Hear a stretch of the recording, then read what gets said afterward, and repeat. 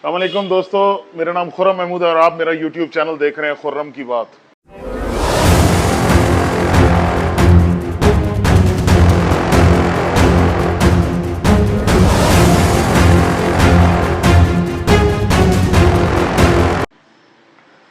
महंगाई का बड़ा शोर शराबा है भाई, हर तरफ एहतजाज हो रहे हैं, आवाम पिस रही है। मैं खुद देख रहा हूं गरीब कैसे गुजारा करे। 25 रुपए की रोटी हो गई है। जिसके घर में 2 पंखे चल रहे हैं उसका 15-15 हजार का बिजली का बिल आया है। 25 हजार कमाने वाले का 32 हजार बिजली का बिल आया है। लोग पुलों से छलांगे लगा रहे हैं अपने बिलों को उनका हार बना के गले में डाल के। कैसे ये मामला ठीक होंगे किसी की समझ में आ नहीं रहा। सच्ची बात यह है, बड़े अफसोस के साथ कसूरवार तो मैं अवाम को ही ठहराऊंगा। जब पेट्रोल 150 से 180 किया था उस वक्त क्यों ना बाहर निकले। जब 180 से बढ़ा के 220 किया था उस वक्त क्यों ना निकले। जब 250 किया उस वक्त क्यों ना निकले। जब फैसलाबाद में 70% इंडस्ट्री बंद हो गई क्योंकि इंपोर्ट करने के लिए डॉलर नहीं था देने के लिए, खाम माल खरीदने के लिए डॉलर नहीं था, उस वक्त क्यों ना निकले। जब रोटी 12 रुपए से बढ़ के 25 रुपए पे गई उस वक्त क्यों ना निकले। वो कहते हैं ना, अ स्टिच इन टाइम सेव्स 9। वो कहते हैं ना, लड़ाई के बाद जो मुक्का याद आए ना वो अपने मुंह पे मारना चाहिए, और वो पड़ रहा है ये मुंह पे। जब जो अभी 15 महीने 16 महीने गुजार के जो हुकूमत गई है, चाहे जैसी भी थी तो सियासी हुकूमत थी ना, किसी ना किसी सूरत में उन्होंने अवाम के पास जरूर जाना था।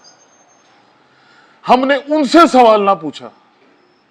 और ये जो सिलेक्टेड हुकूमत है जिसका काम असूलन तो सिर्फ इलेक्शन करवाना है, हम उसके सामने एहतजाज कर रहे हैं। ओ भाई, इसको क्या फिक्र है, इसके पास क्या ताकत है, क्या मैंडेट है, किस इदारे ने, इंटरनेशनल इदारे ने इनकी सुननी है, इन्होंने कौन सा अवाम से जाकर वोट लेना है, इनको क्या फर्क पड़ता है कि अवाम किस हद तक रो रही है। इनके पास तो बड़ा है कि भाई जो हुआ है वो पिछली हुकूमत ने किया और जो आगे होगा वो अगली हुकूमत बर्दाश्त करेगी, भुगतेगी। हम क्या करें, हम तो भी आए हैं। देखें, एक डिजाइन के तहत, इंटरनेशनल डिजाइन के तहत, ये पिछले जो पीडीएम की हुकूमत गई है ना उसको लाया गया, मुसल्लत किया गया इस कौम पर। डिजाइन इंटरनेशनल था, मकासद इंटरनेशनल थे। ये क्यों हामी भर बैठे। आखिरी 5 साल के टेन्योर में आखिरी 15 महीने अपने जिम्मे लेने के, क्योंकि इन्होंने अपने केसेस माफ करवाने थे। मतलब जो नैब तरामीम की गई उसमें 1300 अरब रुपए के करप्शन के केसेस पिछले 15 महीने में नैब में बंद किए गए हैं जी। 1300 अरब, इस मुल्क का था वो 1300 अरब। 1300 अरब अगर आज का भी डॉलर का रेट लगा लूं तब भी तकरीबन $4.5 बिलियन बनता है। हमारा हशर हालत यह है कि 1.25 अरब रुपए IMF से लेने के लिए हमने अपनी पूरे मुल्क को आग में झोंक दिया। हमने कहा जो मर्जी हमसे लिखवा लो, जो मर्जी गिरवी रखवा लो, ये 1.25 अरब रुपए किसी तरह हमें दे दो। और जब नैब से 1300 अरब रुपए की करप्शन माफ करवा रही थी ये गुज़श्ता प्लांटेड हुकूमत, हम खामोश थे। वो हमें लग रहा था कि हमारी जेब से नहीं जा रहा। देखे ना, हुकूमत के पैसे को हम अपना पैसा समझेंगे तो उसको जया होते हुए देख के दिल दुखेगा ना। उसके लिए कोई आवाज उठेगी, उसके लिए कुछ सद्दे बाब करने की हम कोशिश करेंगे। अगर वो हमें अपना लगेगा ही नहीं तो मुझे बताओ ना कैसे हम कुछ कर सकते थे। वो मजे से 1300 अरब की करप्शन माफ करवा के इवेंट फील्ड अपार्टमेंट में जाकर बैठ गए और हम खामोश, हम चुप। तो ये जो अजाब आज हम पे गिर रहा है, जो कि मुझे नहीं लगता रुकेगा, ये बढ़ेगा, क्योंकि अभी रॉक बॉटम हमने टच नहीं किया। रॉक बॉटम के करीब जरूर है लेकिन टच नहीं किया। देखे ना, IMF के साथ वो हमें हमारे पैरों में, हाथों में, गर्दनों में इन्होंने वो चेने जंजीरें डलवाई हैं आईएमएफ के थ्रू जाते जाते कि वो अब नहीं निकाल पाएंगे हम। जरा सा इधर उधर होंगे और आईएमएफ ने कहना जा पुत्र ठीक है जो मर्जी करो, 1 रुपया ना दे सा। उसमें भी तबाही है, इसमें भी तबाही है। देखे ना, ये जो हुकूमत बैठी है, अव्वल तो इसके पास कोई मैंडेट ही नहीं है, ठीक है ना। मैं जानता हूं कि इसने कुछ सख्त फैसले ले पाने हैं, क्योंकि उसके लिए तो कोई विजन होना चाहिए ना, कोई ख्वाहिश होनी चाहिए, कोई लंबे बैठने की उम्मीद होनी चाहिए। बहुत बैठ लिया तो फरवरी मार्च तक बैठ लेंगे, इससे आगे तो नहीं जा सकते। तो इन्होंने तो वो हिम्मत तपड़ नहीं है। इनके सामने अभी एक ही सवाल है, एक तरफ पहाड़ है, दूसरी तरफ खाई है। वो कहते हैं ना, caught between the devil and the deep blue C.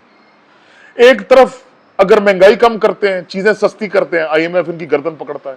IMF की सुनती है तो आवाम इन पे थूकती है। क्या करेंगे?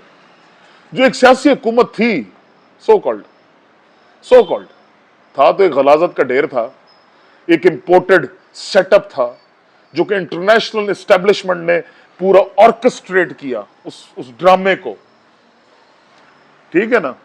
उसके कहने पे वो आकर बैठी थी, लेकिन थी तो जो भी है अवाम की थी।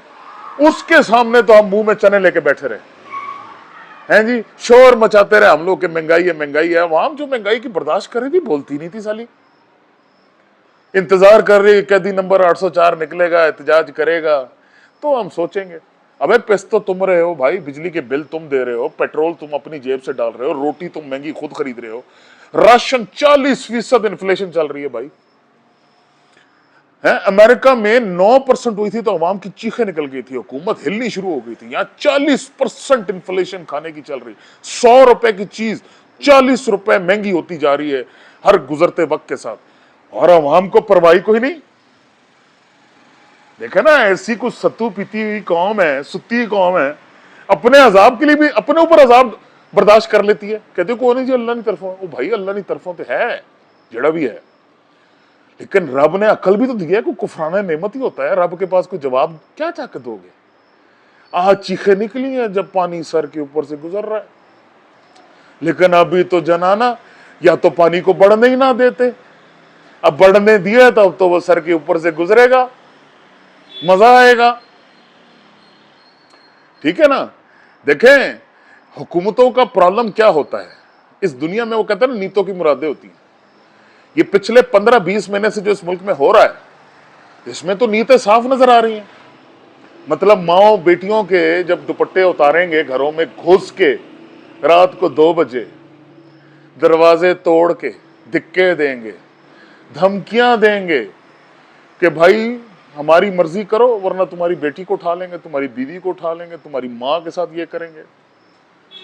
तो ये नीयतें, ये करतूत रख के ये जो बैठे हुए हैं ऑल एंड ऑल बन के, इनकी रब मदद करेगा?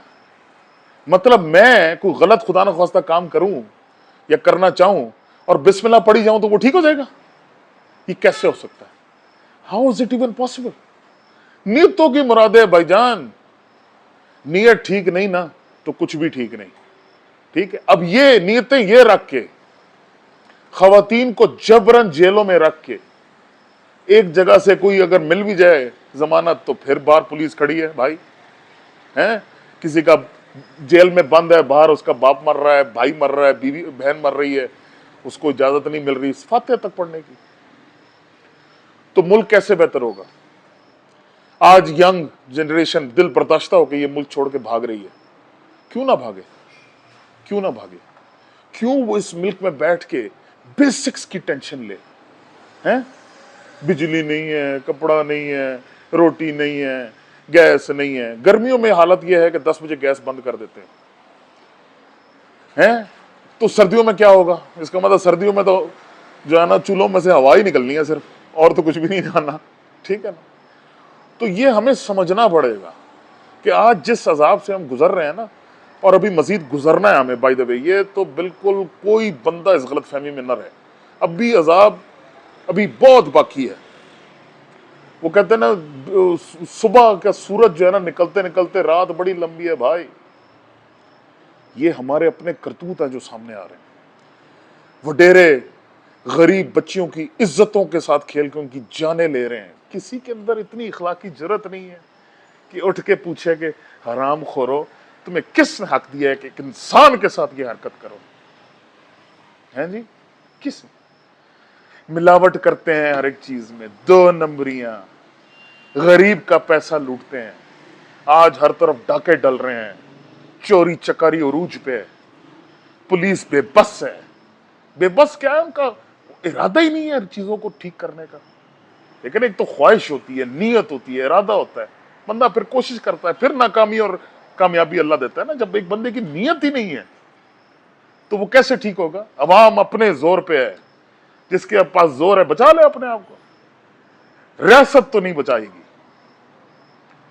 ठीक है ना। रियासत तो मां बननी थी, पढ़ाया हमें ये गया था।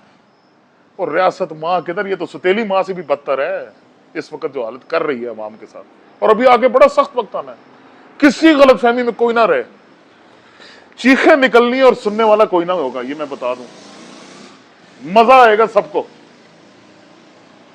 तो ये जब तक अवाम अपने हकूक को खुद उसके लिए उठ के आवाज नहीं उठाएगी ना, किसी मामे चाचे ने बन के हमारी को मदद नहीं करनी, समझ आइए।